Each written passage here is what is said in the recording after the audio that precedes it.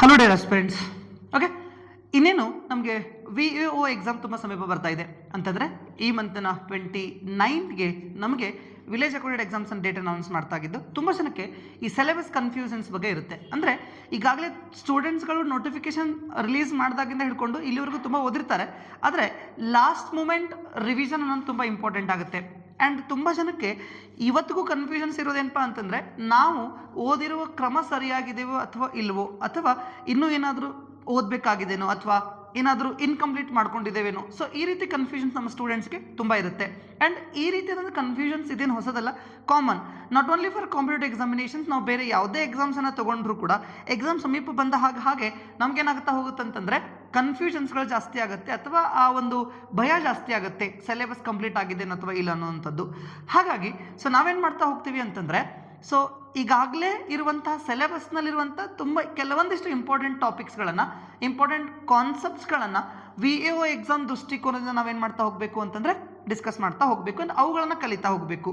And ಇಲ್ಲಿ village ಅಕೌಂಟ್ಗೂ ಮತ್ತು ನಮ್ಮ ಅದರ್ KPSC ಎಕ್ಸಾಮಿನೇಷನ್ಸ್ಗೂ ಇರುವಂಥ ಡಿಫ್ರೆನ್ಸಸ್ ಏನಪ್ಪ ಅಂತಂದರೆ, ಇಲ್ಲಿ ವಿಲೇಜ್ ಅಕೌಂಟೆಂಟ್ ಎಕ್ಸಾಮಿನೇಷನ್ಸ್ಗೆ ಅಥವಾ VAO ಎಕ್ಸಾಮಿನೇಷನ್ಸ್ಗೆ ನಮಗೆ ತುಂಬ ಬೇಕಾಗಿರೋದು ಕಾನ್ಸೆಪ್ಚುವಲ್ ಇನ್ಫಾರ್ಮೇಷನ್ ಅಲ್ಲ, ಫ್ಯಾಕ್ಚುವಲ್ ಇನ್ಫಾರ್ಮೇಷನ್. ಹೌದು, ಯಾಕಂದರೆ ಈಗಾಗಲೇ ನಮಗೆ ಈ ಪೊಲೀಸ್ ಕಾನ್ಸ್ಟೇಬಲ್ ಎಕ್ಸಾಮಿನೇಷನ್ ಸಿಲೆಬಸನ್ನು ನೋಡ್ತಾ ಹೋಗ್ತೇವೆ, ಎಕ್ಸಾಮಿನೇಷನ್ ಪ್ಯಾಟರ್ನ್ ಕೂಡ ನಾವೇನು ಮಾಡ್ತಾ ಹೋಗ್ತೇವೆ ಅಂತ ನೋಡ್ತಾ ಹೋಗ್ತೇವೆ ಅಲ್ವಾ. ಅಂದರೆ ಇಲ್ಲಿ ನಮಗೆ ವಿಲೇಜ್ ಅಕೌಂಟೆಂಟ್ ಎಕ್ಸಾಮಿನೇಷನ್ಸ್ಗೆ ಅಥವಾ VAO ಎಕ್ಸಾಮಿನೇಷನ್ಸ್ಗೆ ತುಂಬ ಇಂಪಾರ್ಟೆಂಟಾಗಿ ಬೇಕಾಗಿರೋದೇನಪ್ಪ ಅಂತಂದರೆ, ಎಸ್, ಫ್ಯಾಕ್ಚುವಲ್ ಇನ್ಫಾರ್ಮೇಷನ್, ಫ್ಯಾಕ್ಟ್ಸ್ಗಳನ್ನು ತುಂಬ ಕಾನ್ಸಂಟ್ರೇಟ್ ಮಾಡಬೇಕಾಗುತ್ತೆ. ಸೊ ಅದರ ಮೇಲೆ ಸ್ವಲ್ಪ ಕಾನ್ಸಂಟ್ರೇಟ್ ಮಾಡಿ, ಯಾವುದೇ ಸಬ್ಜೆಕ್ಟ್ ಆಗಿರಲಿ, ಇದರ್ it may be economics, geography, polity, history, okay, current affairs, science and technology, environmental science, ಯಾವುದೇ ಆಗಿದ್ರೂ ಕೂಡ ಇಲ್ಲ ಫ್ಯಾಕ್ಟ್ಸ್ಗಳ ಮೇಲೆ ಏನು ಮಾಡಬೇಕು ಅಂತ ತುಂಬ ಕಾನ್ಸಂಟ್ರೇಟ್ ಮಾಡಬೇಕಾಗತ್ತೆ. ಯಾಕಂದರೆ ಮಿನಿಮಮ್ ಕ್ವಾಲಿಫಿಕೇಷನ್ 12th ಸ್ಟ್ಯಾಂಡರ್ಡ್ ಅಷ್ಟೇ ಇರೋದ್ರಿಂದ ಫ್ಯಾಕ್ಟ್ಸ್ಗಳ ಮೇಲೆ ಜಾಸ್ತಿ ಪ್ರಶ್ನೆಯನ್ನು ಕೇಳ್ತಾ ಹೋಗ್ತಾನೆ. ಆ ಒಂದು ಕಾನ್ಸೆಪ್ಟನ್ನು ನಾವು ಮೈಂಡಲ್ಲಿ ಇಟ್ಕೊಂಡು, ಸೊ ನಮ್ಮ ಸಿಲೆಬಸ್ ಮೇಲೆ, ಅಂದರೆ ನಮ್ಮ ಟೆಕ್ಸ್ಟ್ ಬುಕ್ಸ್ಗಳ ಮೇಲೆ ಅಥವಾ ನಮ್ಮ ಕಾನ್ಸೆಪ್ಟ್ಸ್ಗಳನ್ನು ಯಾವ ರೀತಿ ನಾವು ಹ್ಯಾಂಡಲ್ ಮಾಡಬೇಕು ಅನ್ನೋದು ತುಂಬ ಇಂಪಾರ್ಟೆಂಟ್ ಆಗುತ್ತೆ. ಸೊ ಹಾಗಿದ್ರೆ ನಾವೇನು ಮಾಡ್ತೀವಿ ಅಂತಂದರೆ, ಇಲ್ಲಿ ಮುಖ್ಯವಾಗಿ ಸೊ ಇದಕ್ಕೆ ಸಂಬಂಧಪಟ್ಟ ಹಾಗೆ ವಿಲೇಜ್ ಅಕೌಂಟೆಂಟ್ ಎಕ್ಸಾಮ್ಗೆ ಸಂಬಂಧಪಟ್ಟ ಹಾಗೆ ಕೆಲವೊಂದಿಷ್ಟು ಕಾನ್ಸೆಪ್ಟ್ಸ್ಗಳನ್ನು ನಾವೇನು ಮಾಡಬೇಕು ಅಂತಂದರೆ ಒನ್ ಬೈ ಒನ್ ಡಿಸ್ಕಸ್ ಮಾಡ್ತಾ ಹೋಗಬೇಕು. ಈ ರೀತಿಯಿಂದ ಸುಮಾರು ವಿಡಿಯೋಸ್ಗಳನ್ನು ನಾವು ನಮ್ಮ ಯೂಟ್ಯೂಬ್ ಚಾನಲ್ ಪ್ಲೇಲಿಸ್ಟಲ್ಲಿ ಹಾಕ್ತಾ ಇರ್ತೇವೆ. ಸೊ ಯಾವಾಗ ಅಪ್ಲೋಡ್ ಮಾಡ್ತೇವೆ ಅವುಗಳನ್ನು ನೋಡಿ ನೋಟ್ಸ್ ಮಾಡ್ಕೊಂಡ್ರೆ ತುಂಬ ಇಂಪಾರ್ಟೆಂಟ್ ಆಗುತ್ತೆ. ಹಾಗಿದ್ರೆ ಈ ವಿಡಿಯೋದಲ್ಲಿ ನಾವು ಭಾರತದ ಬ್ಯಾಂಕಿಂಗ್ ವ್ಯವಸ್ಥೆಗೆ ಸಂಬಂಧಪಟ್ಟ ಹಾಗೆ, ಇಂಡಿಯನ್ ಬ್ಯಾಂಕಿಂಗ್ ಸಿಸ್ಟಮ್ಗೆ ಸಂಬಂಧಪಟ್ಟ ಹಾಗೆ ಕೆಲವೊಂದಿಷ್ಟು ಕಾನ್ಸೆಪ್ಟ್ಸ್ಗಳನ್ನು ಡಿಸ್ಕಸ್ ಮಾಡಬೇಕಾಗಿದೆ. So before going to start ಆ ಡಿಸ್ಕಷನ್, ನಮ್ಮ ಈ ರೀತಿಯಾದಂಥ ಇಂಪಾರ್ಟೆಂಟ್ ಇನ್ಫಾರ್ಮೇಷನ್ಸ್ಗಳಿಗಾಗಲಿ ಅಥವಾ ಈ ರೀತಿಯಾದಂಥ ಎಕ್ಸಾಮ್ ಓರಿಯೆಂಟೆಡ್ ಕಾನ್ಸೆಪ್ಟ್ಗಳಿಗಾಗಲಿ ದಯವಿಟ್ಟು ನಮ್ಮ ಗೋಲ್ಡ್ಫಿಂಚ್ KPSC ಅನ್ನುವಂತಹ ಯೂಟ್ಯೂಬ್ ಚಾನಲ್ನ ಸಬ್ಸ್ಕ್ರೈಬ್ ಮಾಡ್ಕೊಳ್ಳೋ ಜೊತೆಗೆ ನಮ್ಮ ಇನ್ಸ್ಟಾ ಪೇಜನ್ನು ಫಾಲೋ ಮಾಡಿರಿ ಅಂತ ಹೇಳ್ತಾ, so will start with our discussion. Indian banking system, yes, very importantly, yes, banking system ಅಂತ ಹೇಳಿ ಕರಿತೇವೆ. Yes, banking system. ಯಾಕೆ ನಾನು ಬ್ಯಾಂಕಿಂಗ್ ಸಿಸ್ಟಮನ್ನು ನಿಮಗೆ ಟಾಪಿಕಾಗಿ ತೊಗೊಂಡು ಬರ್ತಾ ಇದ್ದೀನಿ ಅಂತಂದರೆ, ಇತ್ತೀಚೆಗೆ ಕೆಲವೊಂದಿಷ್ಟು ಎಕ್ಸಾಮಿನೇಷನ್ಸನ್ನು ತಗೊಂಡಾಗ ಈ ಬ್ಯಾಂಕಿಂಗ್ ಸಿಸ್ಟಮ್ಸ್ ಮೇಲೆ ಪ್ರಶ್ನೆಗಳು ಜಾಸ್ತಿ ಬರ್ತಾ ಇದ್ದಾವೆ. ಮೊದಲೆಲ್ಲ ಏನಾಯ್ತು ಅಂದರೆ ಕೆಲವೊಂದಿಷ್ಟು ಚಾಪ್ಟರ್ಸ್ಗಳನ್ನು ಫಿಕ್ಸ್ ಮಾಡ್ತಾ ಹೋಗಿರ್ತಿದ್ರು, ಅದರಗಳ ಮೇಲೆ ಪ್ರಶ್ನೆಗಳು ಬರ್ತಾ ಇದ್ವು. ಬಟ್ ಇತ್ತೀಚೆಗೆ ಏನು ಮಾಡ್ತಾ ಇದ್ದಾನೆ ಅಂತಂದರೆ, ಈ ಟ್ರೆಂಡನ್ನು ಚೇಂಜ್ ಮಾಡ್ತಾ ಬರ್ತಾ ಇದ್ದಾನೆ. ಟ್ರೆಂಡ್ ಚೇಂಜ್ ಅಂತಂತಂದರೆ ವಿಲೇಜ್ ಅಕೌಂಟೆಂಟ್ಗೆ ದ ಲೆವೆಲ್ ಆಫ್ ಡಿಫಿಕಲ್ಟಿನ ಏನು ಇನ್ಕ್ರೀಸ್ ಮಾಡ್ತಾ ಇಲ್ಲ ಅವರು, ಅದ್ರ ಬದಲಿಗೆ ಏನು ಮಾಡ್ತಿದ್ದಾರಪ್ಪ ಅಂತಂದರೆ ಏರಿಯಾಗಳನ್ನು ಚೇಂಜ್ ಮಾಡ್ತಾ ಇದ್ದಾರೆ. ಹಾಗಾಗಿ ಇದು ನಮಗೆ ನಮ್ಮ ಟ್ರೆಂಡ್ ಅನಾಲಿಸಿಸ್ನ ಪ್ರಕಾರ, ಅಂದರೆ ಕೆಲವೊಂದಿಷ್ಟು ಹಿಂದಿನ ಬೇರೆ ಬೇರೆ ಎಕ್ಸಾಮಿನೇಷನ್ಸ್ ಪ್ರಶ್ನೆ ಪತ್ರಿಕೆಗಳನ್ನು ತೆಗೆದು ನೋಡಿದಾಗ ಬ್ಯಾಂಕಿಂಗ್ಗಳ ಮೇಲೆ ಪ್ರಶ್ನೆಗಳು ಜಾಸ್ತಿ ಬರ್ತಾ ಇದ್ದಾವೆ. ಹಾಗಾಗಿ ನಾವೇನು ಮಾಡ್ತಾ ಹೋಗ್ತೀವಪ್ಪ ಅಂತಂದರೆ ಬ್ಯಾಂಕಿಂಗ್ ಕಾನ್ಸೆಪ್ಟ್ನ ಡಿಸ್ಕಸ್ ಮಾಡ್ತಾ ಹೋಗ್ತೀವಿ. ಕೇವಲ 10 ನಿಮಿಷದ ವಿಡಿಯೋದಲ್ಲಿ ಇಡೀ ಬ್ಯಾಂಕಿಂಗ್ ಸಿಸ್ಟಮನ್ನು ಡಿಸ್ಕಸ್ ಮಾಡಿದ್ರೆ ಇಟ್ಸ್ ನಾಟ್ ಪಾಸಿಬಲ್. ಸೊ ಹಾಗೆ ಮುಂದೆ ಹೋಗ್ತಾ ಮತ್ತೆ ನಾವೇನು ಮಾಡ್ಬೋದು ಅಂತಂದರೆ ಡಿಸ್ಕಸ್ ಮಾಡ್ಬೋದು. ನೋಡಿ, ಭಾರತದ ಬ್ಯಾಂಕಿಂಗ್ ವ್ಯವಸ್ಥೆ ಅಂತ ಬಂದಾಗ ನಮ್ಮಲ್ಲಿ ಈ ಬ್ಯಾಂಕಿಂಗ್ ವ್ಯವಸ್ಥೆಗೆ ತುಂಬ ಮುಖ್ಯವಾಗಿ ಬೇಕಾಗಿರೋದು ಏನಪ್ಪ ಅಂತಂದರೆ RBI, ವೆರಿ ಇಂಪಾರ್ಟೆಂಟ್. ಭಾರತದ ಬ್ಯಾಂಕಿಂಗ್ ವ್ಯವಸ್ಥೆಗಳಲ್ಲಿ ಅತಿ ದೊಡ್ಡ ಪಾತ್ರವನ್ನು ಬೀರುವಂಥದ್ದು ಯಾವುದಪ್ಪ ಅಂತಂದರೆ RBI, reserve bank of India ಅಂತ ಹೇಳಿ ಕರಿತೇವೆ. ಓಕೆ, ಹಾಗಿದ್ರೆ RBIನ ಕೆಳಗಡೆ ದ ಎಂಟೈರ್ ಬ್ಯಾಂಕಿಂಗ್ ಸಿಸ್ಟಮ್ ಏನಾಗಿದೆಪ್ಪ ಅಂತಂದರೆ ರೆಗ್ಯುಲೇಟ್ ಆಗ್ತಾ ಇದೆ. ಹಾಗಿದ್ರೆ ಭಾರತದ ಬ್ಯಾಂಕಿಂಗ್ ವ್ಯವಸ್ಥೆಯಲ್ಲಿನ ಬ್ಯಾಂಕ್ಗಳನ್ನು ಮತ್ತೆ ನಾವೇನು ಮಾಡ್ತಾ ಹೋಗ್ತೇವಪ್ಪ ಅಂತಂದರೆ ಬೇರೆ ಬೇರೆ ಕ್ಯಾಟಗರಿಯಲ್ಲಿ ಗುರುತಿಸ್ತಾ ಹೋಗ್ತೇವೆ. ಮೊದಲನೇದಾಗಿ ಕಮರ್ಷಿಯಲ್ ಬ್ಯಾಂಕ್ಸ್ ಅಂತ ಹೇಳಿ ಕರಿತೇವೆ. ಕಮರ್ಷಿಯಲ್ ಬ್ಯಾಂಕ್ಸ್, ಕನ್ನಡದಲ್ಲಿ ವಾಣಿಜ್ಯ ಬ್ಯಾಂಕ್ಗಳು. ಮೊದಲನೇದಾಗಿ ಕಮರ್ಷಿಯಲ್ ಬ್ಯಾಂಕ್, ವಾಣಿಜ್ಯ ಬ್ಯಾಂಕುಗಳು ಅಂತ ಹೇಳಿ ಕರಿತೇವೆ. ಅಗೇನ್ ವಾಣಿಜ್ಯ ಬ್ಯಾಂಕುಗಳನ್ನು ಮತ್ತೆ ನಾವೇನು ಮಾಡ್ತಾ ಹೋಗ್ತೀವಿ ಅಂತಂದರೆ ಎರಡು ರೀತಿಯಾಗಿ ಬೈಫರ್ಕೇಟ್ ಮಾಡ್ತೇವೆ. ಎರಡು ರೀತಿಯಾಗಿ ಬೈಫರ್ಕೇಟ್ ಮಾಡೋದಂದರೆ ಯಾವ್ಯಾವುದು? ಇಲ್ಲಿ ನೋಡಿ, ಕಮರ್ಷಿಯಲ್ ಬ್ಯಾಂಕ್ ಅಂತಂದರೆ ಏನು?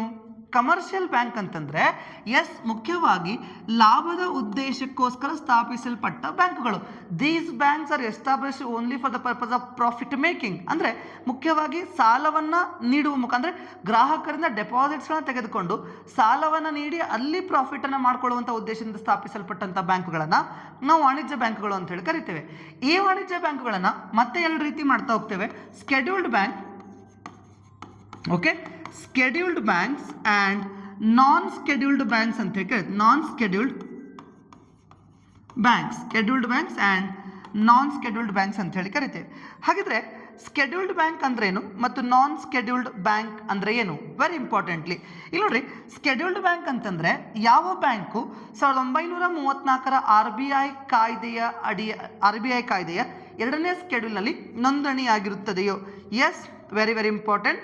ಇಲ್ಲಿ ಮುಖ್ಯವಾಗಿ ನಮಗೆ ಸ್ಕೆಡ್ಯೂಲ್ಡ್ ಬ್ಯಾಂಕ್ ಅಂತಂದರೆ ಯಾವ ಬ್ಯಾಂಕು ಭಾರತದ, ಇಲ್ಲಿ ನೋಡಿ, ಸ್ಕೆಡ್ಯೂಲ್ಡ್ ಬ್ಯಾಂಕ್ ಅಂತಂದರೆ ಯಾವ ಬ್ಯಾಂಕು 1934 RBI ಕಾಯ್ದೆಯ second schedule, very important, second ಸ್ಕೆಡ್ಯೂಲ್ನಲ್ಲಿ ನೋಂದಾಯಿಸಲ್ಪಟ್ಟಿರುತ್ತದೆಯೋ ಆ ಬ್ಯಾಂಕನ್ನು ನಾವು ಯೂಶಲಿ ಏನಂತ ಹೇಳಿ ಕರಿತೇವೆ ಅಂತಂದರೆ ಸ್ಕೆಡ್ಯೂಲ್ ಬ್ಯಾಂಕ್ ಅಂತ ಹೇಳಿ ಕರಿತೇವೆ.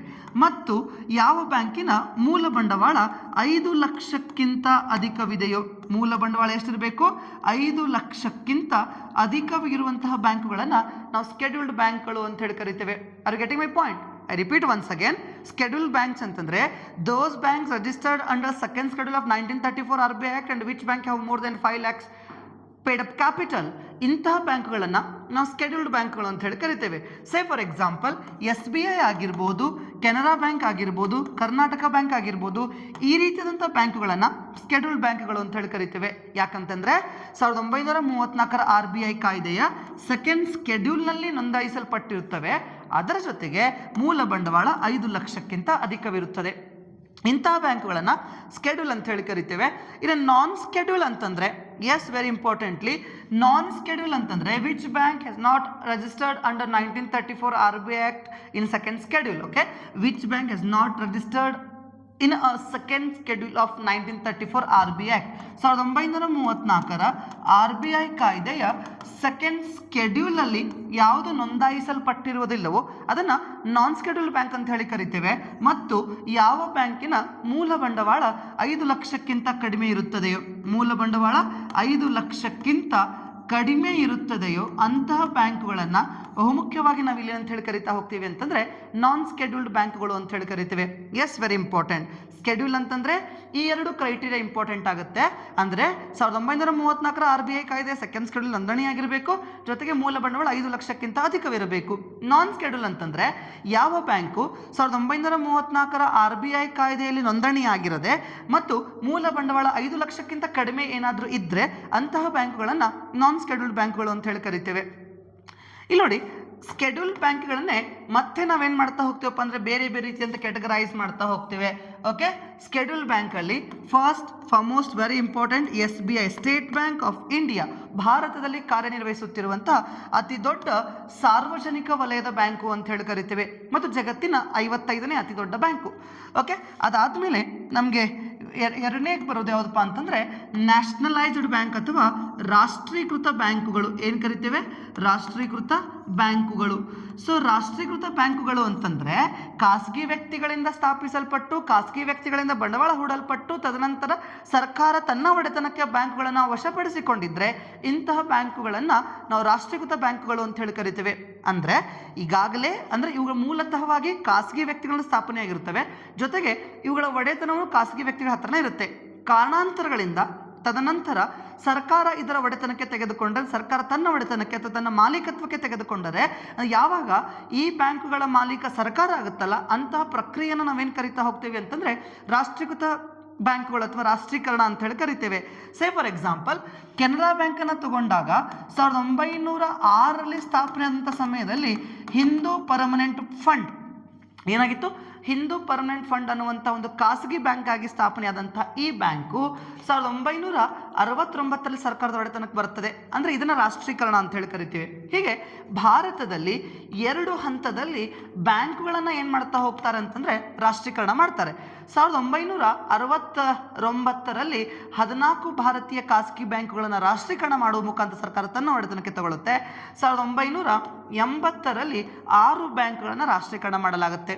ಓಕೆ, ಹೀಗೆ 2ನೇ ಕ್ಯಾಟಗರಿ ಯಾವುದು ಅಂತಂದರೆ ರಾಷ್ಟ್ರೀಕೃತ ಬ್ಯಾಂಕುಗಳ ಕ್ಯಾಟಗರಿ ಅಂತ ಹೇಳಿ ಕರಿತೇವೆ. ಓಕೆ, ಅದಾದಮೇಲೆ ನೆಕ್ಸ್ಟ್ ನಮಗೆ ಬರುವಂಥದ್ದು ಖಾಸಗಿ ಬ್ಯಾಂಕ್ಗಳು. 3ನೇ ಗುಂಪಿನಲ್ಲಿ ಬರುವಂಥದ್ದು ಖಾಸಗಿ ಬ್ಯಾಂಕುಗಳು ಅಂತ ಹೇಳಿ ಕರಿತೇವೆ. ಖಾಸಗಿ ಬ್ಯಾಂಕ್ಗಳು, private banks. Very important, private banks. Private ಬ್ಯಾಂಕುಗಳು ಅಂತಂದರೆ ವೆರಿ ಇಂಪಾರ್ಟೆಂಟ್ಲಿ ಖಾಸಗಿ ವ್ಯಕ್ತಿಗಳ ಒಡೆತನದಲ್ಲಿರುವಂತಹ ಯಾವ ಬ್ಯಾಂಕ್ಗಳು? ಖಾಸಗಿ ಒಡೆತನದಲ್ಲಿರುವಂತಹ ಬ್ಯಾಂಕ್ಗಳನ್ನೇ ಯಾವುದು? ಖಾಸಗಿ ಒಡೆತನದಲ್ಲಿರುವಂತಹ ಬ್ಯಾಂಕುಗಳನ್ನು ನಾವು ಮುಖ್ಯವಾಗಿ ಖಾಸಗಿ ಬ್ಯಾಂಕ್ಗಳು ಅಂತ ಹೇಳಿ ಕರಿತೇವೆ. ಫಾರ್ ಎಕ್ಸಾಂಪಲ್ HDFC ಆಗಿರ್ಬೋದು, ICICI ಆಗಿರ್ಬೋದು, ಯೆಸ್ ಬ್ಯಾಂಕ್ ಆಗಿರ್ಬೋದು. ಸೊ ಅಂದರೆ these banks R under private ownership. ಖಾಸಗಿ ವ್ಯಕ್ತಿಗಳ ಒಡೆತನದಲ್ಲಿರುವಂಥ ಬ್ಯಾಂಕ್ಗಳನ್ನು ಖಾಸಗಿ ಬ್ಯಾಂಕ್ಗಳು ಅಂತ ಹೇಳಿನೇ ನಾವೇನು ಮಾಡ್ತಾ ಹೋಗ್ತೀವಪ್ಪ ಅಂತಂದರೆ ಕರಿತಾ ಹೋಗ್ತೇವೆ. ಇದರ ಜೊತೆಗೆ 4ನೇ ಗುಂಪಿನಲ್ಲಿ ಬರುವಂಥದ್ದು ಯಾವುದು ಅಂತಂದರೆ ಖಾಸಗಿ ವಿದೇಶಿ ಬ್ಯಾಂಕುಗಳು. ಬಹುಮುಖ್ಯವಾಗಿ ವಿದೇಶಿ ಬ್ಯಾಂಕುಗಳು. ಹೌದು, ಭಾರತದಲ್ಲಿ ನಮ್ಮ ದೇಶದಲ್ಲದಂದರೆ ವಿದೇಶಿ ಬ್ಯಾಂಕುಗಳು ಸಹ ಏನು ಮಾಡ್ತಾ ಇದ್ದವಪ್ಪ ಅಂತಂದರೆ ಕಾರ್ಯವನ್ನು ನಿರ್ವಹಣೆ ಮಾಡ್ತಾ ಇದ್ದಾವೆ. ಅಂದರೆ ತಮ್ಮ ಮೂಲ ಬ್ಯಾಂಕನ್ನು ತಮ್ಮ ದೇಶದಲ್ಲಿ ಹೊಂದಿದ್ದು ಅವುಗಳ ಶಾಖೆಗಳನ್ನು ಭಾರತದಲ್ಲಿ ಹೊಂದಿದರೆ ಅಂಥ ಬ್ಯಾಂಕುಗಳನ್ನು ವಿದೇಶಿ ಬ್ಯಾಂಕುಗಳು ಅಂತ ಹೇಳಿ ಕರಿತೇವೆ. ಫಾರ್ ಎಕ್ಸಾಂಪಲ್ ನಮಗೆ HSBC ಅಂತ ಹೇಳಿ ಕರಿತೇವೆ, Hong Kong and Shanghai bank of cooperation.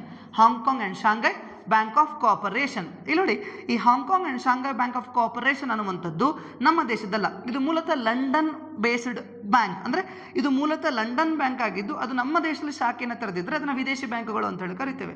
ಯಾವ ರೀತಿ ಭಾರತದ ಒಂದಿಷ್ಟು ರಾಷ್ಟ್ರೀಕೃತ ಬ್ಯಾಂಕ್ಗಳು ಅಥವಾ ಭಾರತದಲ್ಲಿ ಇರುವಂಥ ಭಾರತೀಯ ಮೂಲದ ಬ್ಯಾಂಕ್ಗಳು ವಿದೇಶದಲ್ಲಿ ಹೋಗಿ ಬ್ಯಾಂಕ್ ಶಾಖೆಯನ್ನು ತೆರೀತವೋ ಅದೇ ರೀತಿ ವಿದೇಶದಲ್ಲಿರುವಂಥ ಸುಮಾರು ಬ್ಯಾಂಕುಗಳು ತಮ್ಮ ಶಾಖೆಗಳನ್ನು ಭಾರತದಲ್ಲಿಯೂ ಕೂಡ ತೆರೆದಿವೆ. ಅಂತಹ ಬ್ಯಾಂಕ್ಗಳನ್ನು ನಾವು ಮೂಲತಃ ಏನಂತ ಹೇಳಿ ಕರಿತೀವಿ ಅಂತಂದರೆ ವಿದೇಶಿ ಬ್ಯಾಂಕ್ಗಳು ಅಂತ ಹೇಳಿ ಕರಿತೀವಿ. ಓಕೆ, ಇದಾದಮೇಲೆ ನಮಗೆ ಮುಂದಿನ ಕ್ಯಾಟಗರಿ ತುಂಬ ಇಂಪಾರ್ಟೆಂಟಾಗಿ ಬರೋದು ಯಾವುದು ಅಂತಂದರೆ RRBs. Very important. RRBs ಅಂತ ಹೇಳಿ ಕರಿತೀವಿ. RRBs ಅಂತಂದರೆ regional rural banks. Very important.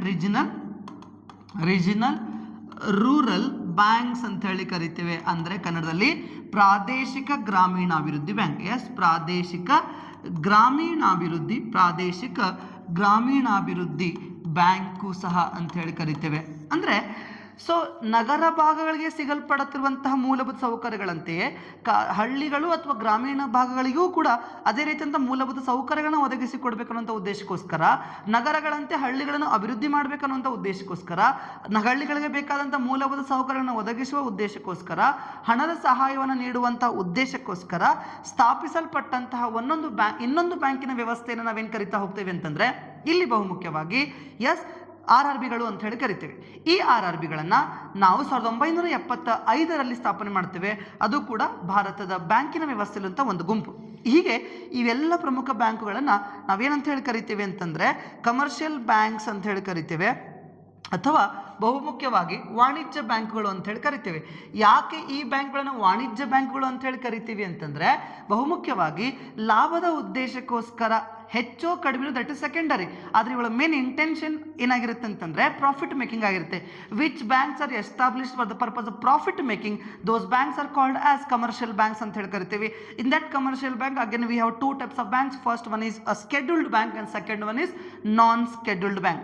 Then what are the differences between scheduled bank and non-scheduled bank ಅಂತ ಹೇಳಿದ್ರೆ which bank registered in second schedule of 1934 RBI Act, that those banks are called as scheduled banks.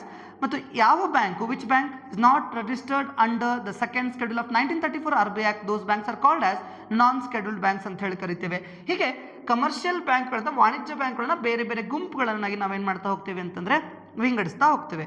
So ಅದ್ರ ಜೊತೆಗೆ ವಾಣಿಜ್ಯ ಬ್ಯಾಂಕ್ಗಳ ಜೊತೆಗೆ ಮತ್ತು ನಾವೇನು ಮಾಡ್ತಾ ಹೋಗ್ತೀವಿ ಅಂತಂದರೆ ಬಹುಮುಖ್ಯವಾಗಿ ವಾಣಿಜ್ಯ ಬ್ಯಾಂಕ್ಗಳ ಜೊತೆಗೆ ಬಹುಮುಖ್ಯವಾಗಿ ನಮಗೆ 2ನೇ ಕ್ಯಾಟಗರಿಯಲ್ಲಿ ಯಾವುದು ಬರುತ್ತೆ ಅಂತಂದರೆ ಸಹಕಾರಿ ಬ್ಯಾಂಕುಗಳು. ನೆಕ್ಸ್ಟ್ ನಾವು ಯಾವ್ದು ಕರಿತೀವಿ? ಸಹಕಾರಿ ಬ್ಯಾಂಕುಗಳು ಅಂತ ಹೇಳಿ ಕರಿತೇವೆ. ಏನು ಸರ್ ಆಗಿದ್ರೆ ಸಹಕಾರಿ ಬ್ಯಾಂಕುಗಳು ಅಂತಂದರೆ ಅಂದರೆ ಕೋಆಪರೇಟಿವ್ ಸಿಸ್ಟಮಲ್ಲಿ ಕೂಡ we have 3 types of banks. ಅಂದರೆ 1 type of bank we have in that cooperative banking system again we have 3 different branches. ಅಂದರೆ ಸಹಕಾರಿ ವ್ಯವಸ್ಥೆಯ ಅಡಿಯಲ್ಲಿ ಕೂಡ ನಮಗೆ 3 ರೀತಿಯಾದಂಥ ಬ್ಯಾಂಕ್ಗಳು ಬರ್ತವೆ. ಯಾವ್ಯಾವುದು ಅಂತ ನೋಡೋದಾದರೆ ಮೊದಲನೇದಾಗಿ ರಾಜ್ಯ ಸಹಕಾರಿ ಬ್ಯಾಂಕು, ರಾಜ್ಯ ಸಹಕಾರಿ ಬ್ಯಾಂಕು.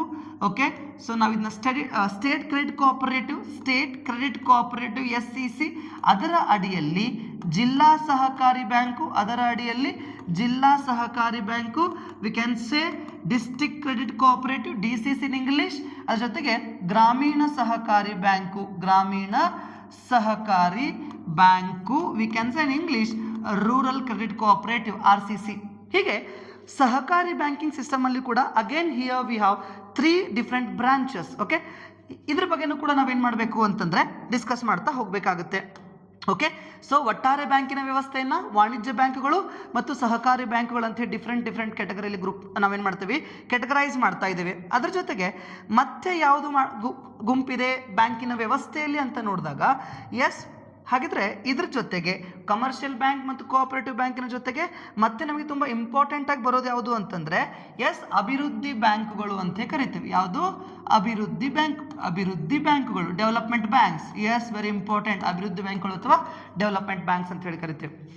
ಹಾಗಿದ್ರೆ ಏನು ಸರ್ ಈ ಅಭಿವೃದ್ಧಿ ಬ್ಯಾಂಕ್ಗಳು ಅಥವಾ ಡೆವಲಪ್ಮೆಂಟ್ ಬ್ಯಾಂಕ್ಸ್ಗಳು ಅಂತಂದರೆ, ಇಲ್ಲಿ ನೋಡಿ, ಈ ಬ್ಯಾಂಕ್ಗಳನ್ನು ಪ್ರಯಾರಿಟಿ ಸೆಕ್ಟರ್ ಲೆಂಡಿಂಗ್ಸ್ ಅಂತ ಹೇಳಿ ಕರಿತೀವಿ. ಅಂದರೆ ಭಾರತದ ಬೇರೆ ಬೇರೆ ವಲಯಗಳಿಗೆ ಸಾಲವನ್ನು ಕೊಡುವಂಥ ಉದ್ದೇಶಕ್ಕೋಸ್ಕರನೇ ಸ್ಪೆಸಿಫಿಕ್ ಆಗಿ ನಾವೇನು ಮಾಡ್ತಾ ಹೋಗ್ತೀವಪ್ಪ ಅಂದರೆ ಕೆಲವೊಂದಿಷ್ಟು ಬ್ಯಾಂಕ್ಗಳನ್ನು ಎಸ್ಟಾಬ್ಲಿಷ್ಮೆಂಟ್ ಮಾಡ್ತಾ ಹೋಗ್ತೀವಿ. And these banks are going to lend loan or amount or financial assistance only for priority sectors ಅಂದರೆ ಆದ್ಯತಾ ವಲಯಗಳಿಗೆ ಸಾಲವನ್ನು ನೀಡುವಂಥ ಉದ್ದೇಶಕ್ಕೋಸ್ಕರ.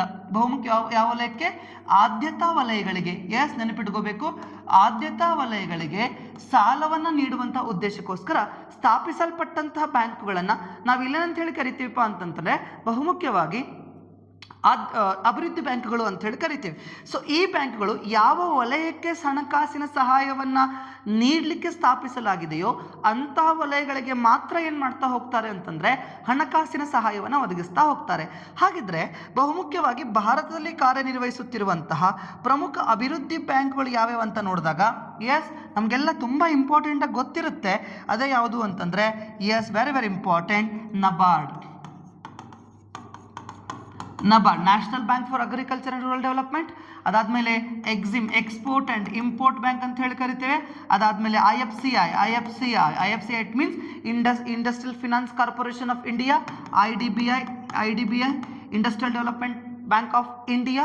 ಅದಾದಮೇಲೆ SB housing national housing bank, NHB. Very important, NHB national housing bank, national housing bank. Mudra micro units development and refinance agency. So ಈ ರೀತಿ ಸುಮಾರು ಬ್ಯಾಂಕ್ಗಳು ಏನಪ್ಪ ಅಂದರೆ ನಮ್ಮ ಭಾರತದಲ್ಲಿ ಕಾರ್ಯನಿರ್ವಹಿಸ್ತವೆ. ಇಲ್ಲಿ ನೋಡಿ, ಪ್ರಯಾರಿಟಿ ಸೆಕ್ಟರ್ ಲೆಂಡಿಂಗ್ ಅಂತ ಕರಿತೀವಿ. ನಬಾರ್ಡ್ ಕೇವಲ ಕೃಷಿಗೆ ಬೇಕಾದಂಥ ಸಾಲ ಸೌಲಭ್ಯವನ್ನು ಕೃಷಿಗೆ ಬೇಕಾದಂಥ ಸಾಲ ಸೌಲಭ್ಯವನ್ನು ಒದಗಿಸುವಂಥ ಕೆಲಸ ಮಾಡುತ್ತೆ. ನೋಡ್ರಿ, export and imports, it name says it self, it's going to lend loan or financial assistance only for the purpose of exports import business. Okay, industrial finance corporation of India, IDBI, NHB ಅಥವಾ Mudra. After that we have SIDBI means SIDBI. SIDBI it means Small Industrial Development Bank of India. So these kind of banks going to provide loan assistance or financial assistance only for the purpose of priority sector development. So ಹಾಗಿದ್ರೆ ಇವುಗಳು ಸಾಲವನ್ನು ಯಾರಿಗೆ ಕೊಡ್ತಾ ಹೋಗ್ತೀವಪ್ಪ ಅಂತಂದರೆ these banks are going to lend financial assistance only their priority sectors. Okay, so ಇಂತಹ ಬ್ಯಾಂಕ್ಗಳನ್ನು ನಾವು ಡೆವಲಪ್ಮೆಂಟ್ ಬ್ಯಾಂಕ್ಸ್ ಅಥವಾ ಅಭಿವೃದ್ಧಿ ಬ್ಯಾಂಕ್ಗಳು ಅಂತ ಹೇಳಿ ಕೂಡ ಕರಿತೇವೆ. ಇದರ ಜೊತೆಗೆ ಮತ್ತೊಂದು ಕೆಟಗರಿ ಯಾವುದಪ್ಪ ನಮ್ಮ ಬ್ಯಾಂಕಿಂಗ್ ವ್ಯವಸ್ಥೆಯಲ್ಲಿ ಅಂತ ಬಂದಾಗ ನ್ಯೂ ಜನರೇಷನ್ ಬ್ಯಾಂಕ್ಸ್ ಅಂತ ಹೇಳಿ ಕರಿತೇವೆ. Very important, new generation bank ಅಥವಾ ಹೊಸ ತಲೆಮಾರಿನ ಬ್ಯಾಂಕುಗಳು ಅಂತ ಕರಿತೀವಿ. ನ್ಯೂ ಜನರೇಷನ್ ಬ್ಯಾಂಕ್ಸ್ ಅಥವಾ ಹೊಸ ತಲೆಮಾರಿನ ಬ್ಯಾಂಕುಗಳು. ಓಕೆ, ಹೊಸ ತಲೆಮಾರಿನ ಬ್ಯಾಂಕ್ಗಳು ಅಂತಂದರೆ ಇತ್ತೀಚಿನ ಆಧುನಿಕ ಪೀಳಿಗೆಗೆ ತಕ್ಕಂತೆ ಬ್ಯಾಂಕಿನ ವ್ಯವಸ್ಥೆಯನ್ನು ಕೂಡ ನಾವೇನು ಮಾಡ್ತಾ ಬರ್ತಾ ಇದ್ದೀವಿ ಅಂತಂದರೆ ಚೇಂಜ್ ಮಾಡ್ತಾ ಬರ್ತಾ ಇದ್ದೀವಿ. ಅಂದರೆ here the bank is going to providing the banking facilities as concern to the modern generation. ಆಧುನಿಕ ವ್ಯವಸ್ಥೆ ಯಾವ ರೀತಿ ಇದೆಯೋ ಅದೇ ರೀತಿ ಏನು ಮಾಡ್ತಾ ಬರ್ತಾ ಇದೆ ಅಂತಂದರೆ ಬ್ಯಾಂಕಿನ ವ್ಯವಸ್ಥೆಯನ್ನು ಕೂಡ ಒದಗಿಸಿ ಕೊಡ್ತಾ ಇದೆ, ಸೌಲಭ್ಯಗಳನ್ನು ಒದಗಿಸಿ ಕೊಡ್ತಾ ಇದೆ. ಅಂಥ ಒಂದು ವ್ಯವಸ್ಥೆಯನ್ನು ಇಟ್ಕೊಂಡು ಸ್ಥಾಪಿಸಲ್ಪಟ್ಟಂಥ ಬ್ಯಾಂಕುಗಳಿಗೆ ನಾವಿಲ್ಲಿ ಅಂತ ಹೇಳಿ ಕರಿತೀವಿ ಅಂತಂದರೆ ನ್ಯೂ ಜನರೇಷನ್ ಬ್ಯಾಂಕ್ಸ್ ಅಂತ ಹೇಳಿ ಕರಿತೀವಿ, ಅಥವಾ ಇದಕ್ಕೆ ಇನ್ನೊಂದು ಹೆಸರು ಡಿಫ್ರೆನ್ಷಿಯೇಟ್ ಬ್ಯಾಂಕ್ಗಳು ಅಂತಲೂ ಕೂಡ ಕರಿತೀವಿ. ಡಿಫ್ರೆನ್ಷಿಯೇಟ್ ಬ್ಯಾಂಕ್ಸ್ ಅಂತಲೂ ಕೂಡ ಕರಿತೀವಿ. ಈ ಡಿಫ್ರೆನ್ಷಿಯೇಟ್ ಬ್ಯಾಂಕಿಂಗ್ ಕಾನ್ಸೆಪ್ಟ್ ನಮ್ಗೆ ಸ್ಟಾರ್ಟ್ ಆಗಿದ್ದು ಆಫ್ಟರ್ 2016. 2016ರಲ್ಲಿ Nachiket Mor committee recommendation basis ಮೇಲೆ we established differentiate banking concept. Differentiate banking concept is nothing but on the basis of Nachiket Mor committee's recommendation we established 2 different banks. 2 ವಿವಿಧ ಉದ್ದೇಶಗಳನ್ನು ಹೊಂದಿರುವಂಥ 2 ಬೇರೆ ಬೇರೆ ಬ್ಯಾಂಕುಗಳನ್ನು ನಚಿಕೇತ್ ಮೋರ್ ಸಮಿತಿಯ ಶಿಫಾರಸಿನ ಮೇರೆಗೆ ನಾವೇನು ಮಾಡ್ತಾ ಹೋಗ್ತೇವೆ ಅಂತಂದರೆ ಎಸ್ಟಾಬ್ಲಿಷ್ಮೆಂಟ್ ಮಾಡ್ತೇವೆ. ಅಂತಹ ಬ್ಯಾಂಕುಗಳನ್ನು ಹೊಸ ತಲೆಮಾರಿನ ಬ್ಯಾಂಕುಗಳು ಅಥವಾ ಡಿಫ್ರೆನ್ಷಿಯೇಟ್ ಬ್ಯಾಂಕ್ಸ್ ಅಂತ ಹೇಳಿ ಕರಿತೇವೆ.